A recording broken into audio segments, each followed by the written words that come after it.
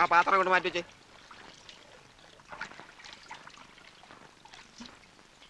ആ അല്ല, ഇവിടെ വന്ന് നിൽക്കുക.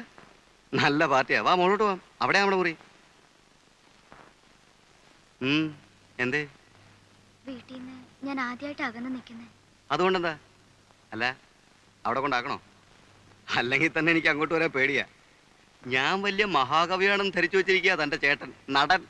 മഹാകവിയോ? ആ, അന്ന് അങ്ങേര് എന്നെ കാണാൻ കോളേജ് വന്നപ്പോ രക്ഷപ്പെടാൻ വേണ്ടി ഞാനൊരു ബുദ്ധിജീവി കളിച്ചു, ഒരു കവിതയും കാച്ചി.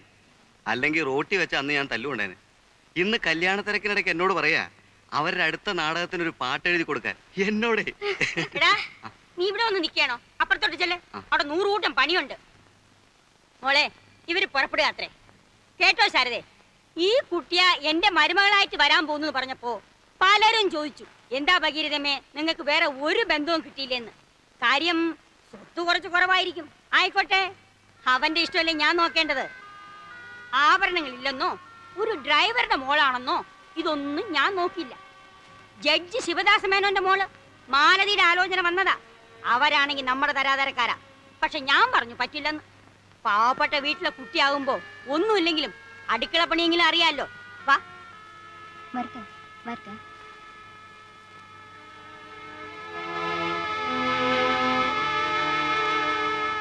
എഴുതിയോ? വല്ലേക്കാടൻ കുട്ടപ്പൻ 1 2 3 30 രൂപ. മാട്ടാത്തൊടി രാജൻ 50 രൂപ.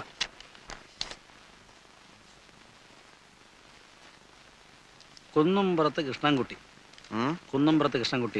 25 രൂപ. കുന്നുംപുറത്തുകാർ 25 രൂപയെ തന്നുള്ളൂ. അവന്റെ പെങ്ങളുടെ കല്യാണത്തിന് നമ്മൾ 25 കൊടുത്തുള്ളൂ എന്ന് പറഞ്ഞാൽ അവരുടെ കല്യാണത്തിന് ഗോവു മാത്രമേ പോയുള്ളൂ. ഇത് കുന്നുംപുറത്ത് 3 പേരെ വന്ന് മിഷ്ടാനം ഉണ്ടേച്ചു പോയത്. കല്യാണ തിരക്കിനിടയ്ക്ക് നീ അത് നോക്കിയോ? നോക്കാതെ പറ്റില്ല അച്ഛാ. വിഷു ഹാപ്പി മാരീഡ് ലൈഫ് എന്നൊരു ആശംസ കാഴ്ചയാലൊന്നും കല്യാണത്തിന് നടക്കുകയില്ല. ഓണം കൊണ്ട് കാര്യമാറായി. എനിക്ക് ഉറക്കം വരുന്നു. അവൻ പോയി കിടന്ന് ഉറങ്ങട്ടാ ഉണ്ണി. പ്രേമാ നീ പോ. എന്ന് പറഞ്ഞാൽ അങ്ങനെ അവനും കണക്കറിയണ്ടേ? എനിക്കൊന്നും അറിയണ്ട. എടാ ഗോപു, നീ ഇരുന്ന് എഴുത്. വേണ്ട, ഞാൻ എഴുതാം. നീ വരുന്ന് പഠിക്കടാ. വേണ്ട, ആരും സഹായിക്കണ്ട, ഞാൻ തന്നെ എഴുതിക്കോളാം. വീട്ടിലായാലും ബാങ്കിലായാലും കണക്കെടുത്ത് നമ്മുടെ അവിടെ തന്നെ.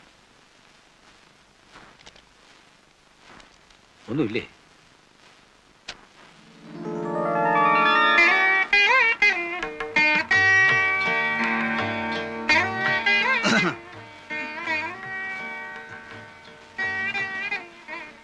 സംഭാവനക്കാരുടെ ലിസ്റ്റ് എടുപ്പായിരുന്നു.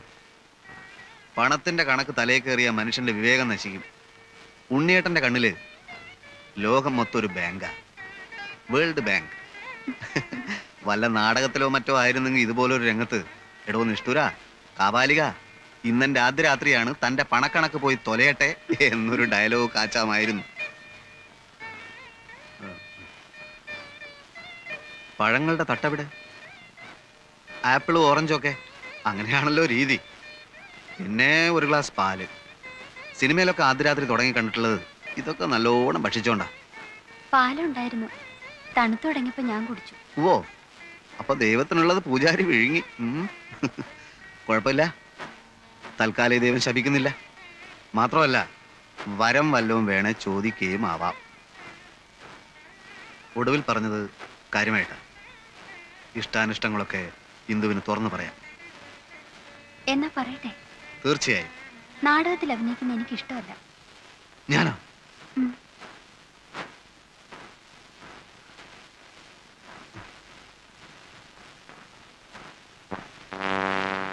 ആദ്യ രംഗത്ത് തന്നെ ആന്റി ക്ലൈമാക്സ് വേണോ എന്റെ ഭഗവാനെ?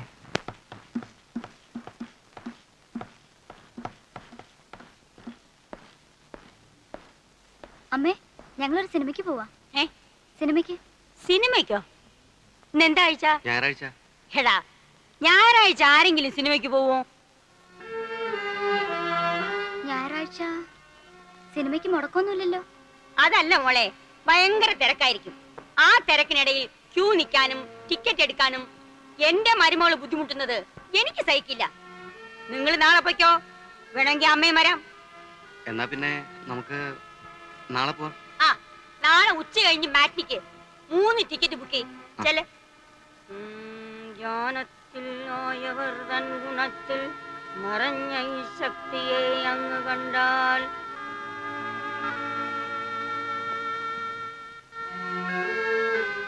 നാളെ നമുക്ക് ഒരു ടെൻഷൻ ഇല്ലാതെ സിനിമയ്ക്ക് പോവാം കേട്ടോ. വേണ്ട, ഞാനില്ല. അമ്മയും മോനും കൂടെ പോയി കണ്ടാ മതി. അയ്യേ, എന്താ ഇത്? അമ്മ നമ്മളോടുള്ള സ്നേഹം കൊണ്ട് പറഞ്ഞല്ലേ. അത് എനിക്കൂടെ തോന്നണ്ടേ? കോംപ്ലക്സാ. മരുമോൾ വന്നപ്പോ മോന്റെ സ്നേഹം കുറഞ്ഞു പോകുന്നുള്ള പേടി. ദേ പറഞ്ഞു പറഞ്ഞ് കാട് കയറണ്ട. തൽക്കാലം അമ്മ പറയുന്നത് കേട്ട് നടന്നാ മതി. നീ ഇത് മുഴുവനും ഇന്ന് അലക്കാൻ പോവാ? കുറച്ചവിടെ ഇട്ടേക്ക്, ഞാൻ അലക്കിക്കോളാം. വേണ്ടമ്മേ, ഒറ്റ അലക്കിന് തീർന്ന അതാ സുഖം. അച്ഛനെ ഷർട്ടിങ് തന്നെ. ഓ ഇത് മുഷിഞ്ഞില്ല മോളെ. ഇന്നലെ ഇതല്ലേ ഇട്ടത്, മുഷിഞ്ഞില്ലേലും സാരമില്ല. എന്റെ ഷർട്ട് മുണ്ടും എടുത്തോട്ടെ. ആ കണ്ടോ, പഠിക്കുന്നതിനിടയിൽ അവന്റെ ഒരു കാര്യാന്വേഷണം. വായിക്കുന്ന പുസ്തകത്തിൽ ശ്രദ്ധിച്ചു വായിക്കടാ. ഓ, ഈ ചെക്കനെ എത്ര പഠിപ്പിച്ചിട്ടും കാര്യമില്ലെന്നാ എനിക്ക് തോന്നുന്നത്. ഇന്നലെ അവൻ എന്നോട് പറയാന്നേ, അവന് ഡ്രൈവിംഗ് പഠിക്കുന്നതാ ഇഷ്ടംന്ന്. അതിനെന്താ ഇത്ര കുറവ്? നല്ല അന്തസ്സുള്ള ജോലി തന്നെ ഡ്രൈവിങ്. ഒന്ന് പറഞ്ഞ് മനസ്സിലാക്കി കൊടുക്കച്ചാ. പക്ഷെ നിന്നെ പോലെ ബുദ്ധി കുറഞ്ഞവന്മാർക്ക് ആ പണി പറഞ്ഞിട്ടില്ലടാ. നീ പുസ്തകം കാണാപ്പാടം പഠിച്ച് വല്ല ഡോക്ടറോ എഞ്ചിനീയറോ മറ്റോ ആകാൻ നോക്ക്. കണ്ടുമുട്ടിയ ആദ്യ നാളുകളിൽ ഞാൻ കരുതി നീ ഒരു മാലാഖയായിരിക്കുമെന്ന്. ദേവി, എനിക്ക് തെറ്റിപ്പോയി. സത്യത്തിൽ നീ ഒരു കാളസർപ്പമായിരുന്നു.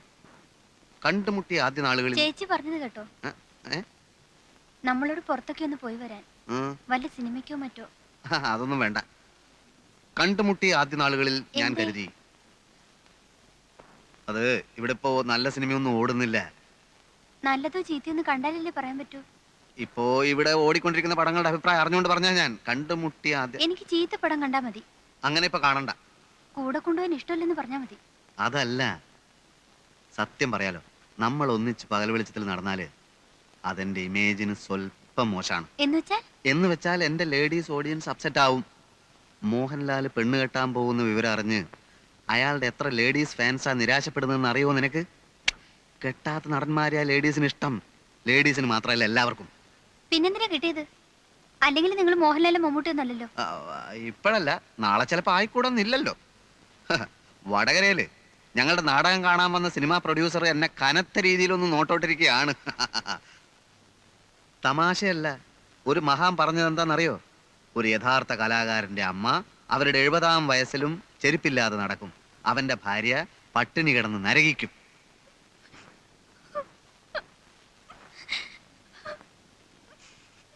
ഇന്ന് ഒരു ദിവസത്തേക്ക് ഈ തത്വമൊക്കെ മറക്കാം. മുഖം വീർപ്പിക്കണ്ട. ഉച്ച കഴിഞ്ഞിറങ്ങാം. ഒരു കറക്കം, ഒരു മാറ്റിനി. ചെല്ലു, ഒരു ചായ കൊണ്ടുവാ. ചെല്ലാൻ. കണ്ടുമുട്ടിയ ആദ്യ നാളുകളിൽ ഞാൻ കരുതി നീ ഒരു മാലാഖയായിരിക്കുമെന്ന്.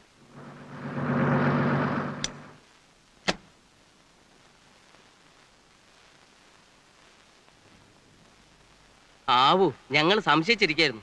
പ്രോഗ്രാം നേരത്തെ പറയാത്തതുകൊണ്ട് പ്രേമൻ ഇവിടെ കാണുമെന്ന്. കവിതാലയക്കാരുടെ ഹീറോയിനിക്ക് സുഖമില്ല, അതുകൊണ്ട് പെട്ടെന്ന് നമുക്കൊരു പകരക്കളി വീണ് കിട്ടി. നമുക്ക് പോയിക്കളെ. ആ ഇന്ന് വേണ്ടെന്ന് പറയുന്നേ. അത് പറ്റില്ല. ആ മഹാൻ കലാകാരന്മാരെ പറ്റി പറഞ്ഞ ഓർമ്മയുണ്ടല്ലോ. ഒരു യഥാർത്ഥ കലാകാരന്റെ ഭാര്യയ്ക്ക് ഇതുപോലുള്ള പല ദുർഘട ഘട്ടങ്ങളെയും അതിജീവിക്കേണ്ടതായിട്ടുണ്ട്. പരീക്ഷണമാണ് കുട്ടി, പരീക്ഷണമാണ്.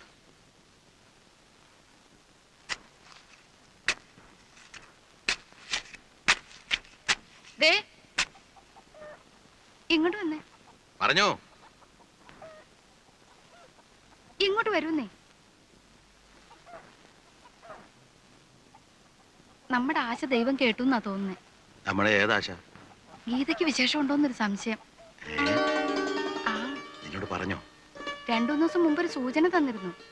ഇപ്പതാ കടുമാങ്ങ ഇട്ട ഭരണിയുടെ കെട്ട് പൊട്ടിച്ചിരിക്കുന്നു.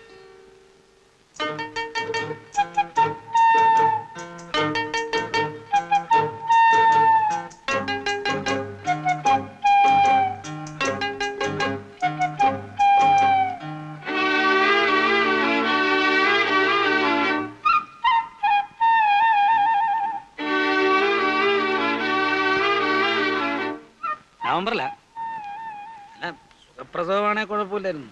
വല്ല കോംപ്ലിക്കേഷൻ അടച്ചെങ്ങാനെങ്കിലും ഉണ്ടായെങ്കിലും ഒന്ന്. ഇതുകൊണ്ടാണ് ഞാൻ പറഞ്ഞത് എനിക്ക് പ്രമോഷൻ കിട്ടിയിട്ട് മതിയായിരുന്നു. എന്നാൽ ഇതങ്ങ് വേണ്ടെന്ന് വെക്കാം. എന്നാണോ ഞാൻ പറഞ്ഞത്? എടി, നമ്മൾ പ്രാക്ടിക്കൽ പ്രോബ്ലംസിനെ പറ്റി ഒന്ന് ചിന്തിക്കണ്ടേ? നമ്മളുടെ ജീവിതത്തിലേക്ക് ഒരു പുതിയ പാർട്ടി കടന്നു വരികയാണ്. അതിനു മുമ്പ് നമ്മളൊന്ന് തയ്യാറാവണ്ടേ? പിന്നെന്താ ഇങ്ങനെ ഒരു സ്നേഹം ഇല്ലാത്ത പോലെ? സ്നേഹമില്ലെന്നോ? ആർക്ക്? ഇങ്ങോട്ട് നോക്ക്. ഒരച്ഛനാകുന്നതിന്റെ ത്രില്ലൊക്കെ എനിക്കും ഉണ്ടടി. ഉം. എന്നാ താമസിക്കണ്ടെന്ന് പറയൂ ഗീതോട്. രാഹുകാലത്തിന് മുമ്പ് ഇറങ്ങണം. മാത്രമല്ല ട്രെയിനിന്റെ കാര്യം വിശ്വസിക്കാനും പറ്റില്ല.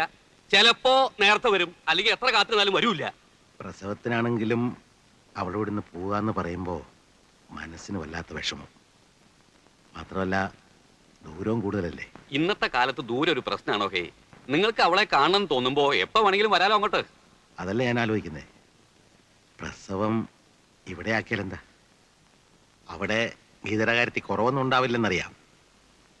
ഇവിടെ ആകുമ്പോ സ്ഥിരമായിട്ട് നോക്കുന്ന ഡോക്ടറുണ്ട്, പിന്നെ ഞങ്ങളെല്ലാം ഉണ്ട്. എന്ന് വെച്ച് നാട്ടുനടപ്പ് നടത്തണ്ടെന്നാണോ? അവളുടെ അച്ഛനെ മരിച്ചിട്ടുള്ളൂ, അമ്മയുണ്ട്, അമ്മാവനായിട്ട് ഞാനും ഉണ്ട്. ഒരു പ്രസവം നോക്കാനുള്ള ശേഷിയും ഇപ്പൊ ഞങ്ങൾക്കുണ്ട്. അയ്യോ അതല്ല പറഞ്ഞത്. അത് തന്നെ പറഞ്ഞത്. കല്യാണം കഴിഞ്ഞ പിന്നെ ഒരു 10 ദിവസം അവളെ വീട്ടിൽ നിർത്തിയിട്ടില്ല. ഇപ്പോഴെങ്കിലും അതിന് സാധിച്ചില്ലെങ്കിലേ നാട്ടുകാർ ഞങ്ങളെ കളിയാക്കും. അവളുടെ അമ്മയാണ് ഇവിടെ കാത്തു നിൽക്കുക. ആരോഗ്യം ഉണ്ടായിരുന്നേ അവളോട് വന്നേനെ കേട്ട്. ഇക്കാര്യം ഞാൻ അവിടെ ചെന്ന് പറഞ്ഞ അയ്യോ. ഞാൻ വരുന്നേ. അച്ഛനത്തിന് ആവശ്യമില്ല ടെൻഷൻ ഉണ്ടാക്കുന്നേ. അങ്ങനെ അല്ലെങ്കിലേ ചൂടനാ. ഇനി ഇതുകൂടെ വഴക്കാവും. ആദ്യ പ്രസവം എന്നൊക്കെ വെച്ചാൽ പെൺവീട്ടുകാരുടെ അവകാശമാണ്. മാത്രമല്ല ഇതിനൊക്കെ ഇപ്പൊ എന്താ ചെലവെന്നറിയോ? ഗീതേ, പെട്ടെന്ന് റെഡിയാവോ, ഞാൻ പോയി വണ്ടി വിളിച്ചിട്ട് വരാം. അമ്മ അധികം പണിയൊന്നും എടുക്കരുത്. പിന്നെ അലക്കാനുള്ള തുണിയൊക്കെ ആ കാർത്തിയാനെ വിളിപ്പിച്ചിട്ട് അവളെ കൊണ്ട് അലക്കിച്ചാ മതി. അതൊക്കെ ഞാൻ നോക്കിക്കോളാം. മോള് ദേഹം അനങ്ങാതെ സൂക്ഷിക്കണം. ദേഹം അനങ്ങണമെന്നാ ഡോക്ടർ പറഞ്ഞിരിക്കുന്നത്. ആ ഡോക്ടർ അങ്ങനെയൊക്കെ പറയും. മോൾ അതൊന്നും കേക്കണ്ട. ശരി. ഇന്ദു, പ്രേമനോട് വഴക്കിടരുത്. അവനെ ആള് പാവാ. ഞാൻ വരുമ്പോഴേക്ക് നീ പുതിയ വിശേഷങ്ങളൊക്കെ പറയണം. ആ ഗോപു, ഇത്തവണ പരീക്ഷാഫലം വരുമ്പോ ഇവരൊക്കെ ഞെട്ടണം. അല്ലെങ്കിലും എന്റെ പരീക്ഷ പോലെ അറിയുമ്പോ ഇവരൊക്കെ ഞെട്ടാറുള്ളതല്ലേ? അങ്ങനെയല്ല, ക്ലാസ് വാങ്ങിക്കാൻ ശ്രമിക്കണം. ശ്രമിച്ചാ ഗോപുവിന് പറ്റും. പറ്റും.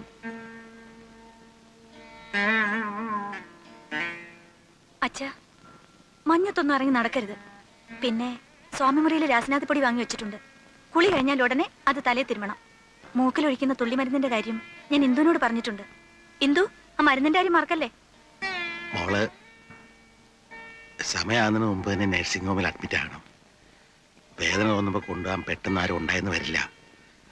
പിന്നെ അച്ഛനൊന്നും പേടിക്കാതിരുന്നേ. ഇത് കണ്ടോ അമ്മേ, അച്ഛനെ പേടി മുഴുവൻ. അല്ല, ആദ്യമായിട്ട് മുത്തശ്ശനാകാൻ പോലെ, അപ്പൊ അതിന്റെ ഒരു അതെ അതെ അതെ.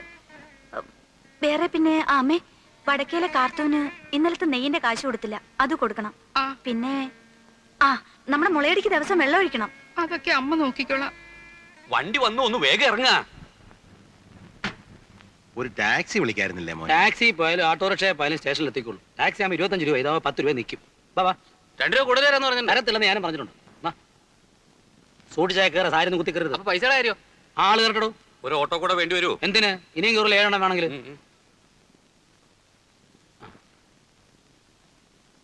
അമ്മേ ഭഗവതി. അച്ഛാ, നാളെ ഞാൻ വരും.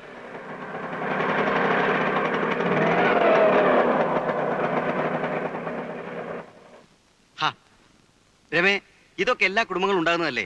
കുറച്ചൊക്കെ നമ്മൾ കണ്ടില്ലാന്ന് വെക്കണം. ഇത്ര നാളെ ഞാൻ കണ്ടില്ലെന്ന് വെച്ചു. എനിക്കിവിടെ ഉറക്കൊന്ന് ചിരിക്കാൻ പാടില്ല, പുറത്താരോടും മിണ്ടാൻ പാടില്ല. ഇന്നലെ ഫ്രിഡ്ജ് തുറന്നപ്പോ പറയാ അറിയാൻ വയ്യാത്തവരൊന്നും തുടണ്ടാന്ന്. എന്താ ഞാനിതൊന്നും കണ്ടിട്ടില്ലേ? അമ്മയുടെ സ്വഭാവം അതാണെന്ന് വെച്ച് അതങ്ങ് സഹിക്കുക. വേണ്ട, ഞാൻ ഇവിടുന്ന് വലിഞ്ഞേറി വന്നൊന്നുമല്ലല്ലോ. എനിക്ക് വീട്ടുകാരൊക്കെ ഉണ്ട്. പക്ഷെ എനിക്ക് എന്റെ അമ്മ മാത്രമേ ഉള്ളൂ. അമ്മയാണ് എന്നെ വളർത്തി ഇതുവരെ ആക്കിയത്. നീ വന്നെന്ന് കരുതി അമ്മയെ പിടിച്ച് പുറത്താക്കാനൊന്നും എനിക്ക് പറ്റില്ല. വേണ്ട, ഞാൻ പുറത്തു പോയേക്കാം. അതാണല്ലോ ആവശ്യം. ഇവിടെ കാലുകുത്തി അന്ന് മുതൽ കേട്ട് തുടങ്ങിയത് ഓരോ കുത്തുവാക്കൾ. അമ്മായിമ്മ പോരെന്നൊക്കെ കേട്ടിട്ടുണ്ട്, പക്ഷെ ഇങ്ങനെ ഒരു പോര് ഞാൻ കണ്ടിട്ടില്ല. രമേ, കൂടുതൽ സംസാരിക്കണ്ട. ഇന്നലെ കയറി വന്ന നീയെ ഇവിടെ ഭരിക്കാന്ന് വിചാരിക്കണ്ട. ആരെന്ത് കുറ്റം പറഞ്ഞാലും എന്റെ അമ്മ എനിക്ക് വലുതാ. അത് കഴിഞ്ഞിട്ടേ ഉള്ളൂ നീയെ.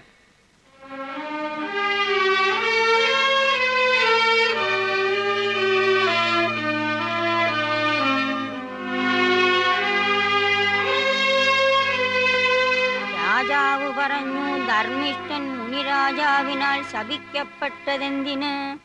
നടുവകത്തെ അയലിന്മേൽ വെള്ളത്തുണി ഞാത്തിയിടും. പഞ്ഞി കൊണ്ട് മീശയും താടിയും വെക്കും. നിഴൽ നാടകം. അമ്മയാണ് എന്നും കാഴ്ചക്കാരി. എനിക്കന്ന് 5 വയസ്സാ. ഇത്രയും കൂടി വലുതായപ്പോൾ കാലൂന്ത് വയലിലെ വെള്ളരിപ്പന്തലിലേക്ക് അരങ്ങ് മാറ്റി. വിഷമമാണ്. ഒരു സുപ്രഭാതത്തിൽ അഭിനയത്തോട് വിട പറയണമെന്നൊക്കെ പറഞ്ഞാൽ എനിക്കത് സാധിക്കില്ല. ഇത്ര